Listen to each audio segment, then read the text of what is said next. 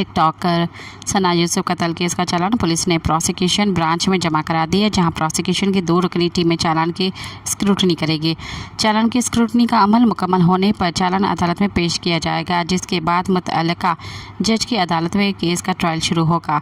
ज़रा के मुताबिक पुलिस ने चालान में उमर हयात को सना यूसुफ का कातिल करार दे दिया है। चालान में मुलजिम के एतराफ़ी बयान को भी शामिल किया गया है। ज़रा के मुताबिक टिकटॉकर सना यूसुफ कत्ल केस का चालान तैयार करके पुलिस ने प्रोसिक्यूशन ब्रांच में जमा करा दिया है। चालान में मुलजिम के एतराफ़ी बयान को भी शामिल किया गया है। प्रोसिक्यूशन की 2 रुकनी टीम चालान की स्क्रूटनी करेगी, जो राजा नवीद यानी और मोहम्मद उस्मान पर मुश्तमिल है। ज़रा के मुताबिक पुलिस चालान में मुलजिम उमर हयात को ही सना यूसुफ का कातिल करार दिया गया है। पुलिस चालान में सना यूसुफ के वालदा, फुप्पो और दीगर गवाह भी शामिल हैं। मुलजिम के 164 के एतराफ़ी बयान का भी चालान में हवाला मौजूद है। सब्सक्राइब कयो अवामी न्यूज़ HD के ऐं ताज़ा तरीन ख़बरुनि लाइ ॾिसंदा रहो अवामी न्यूज़ HD।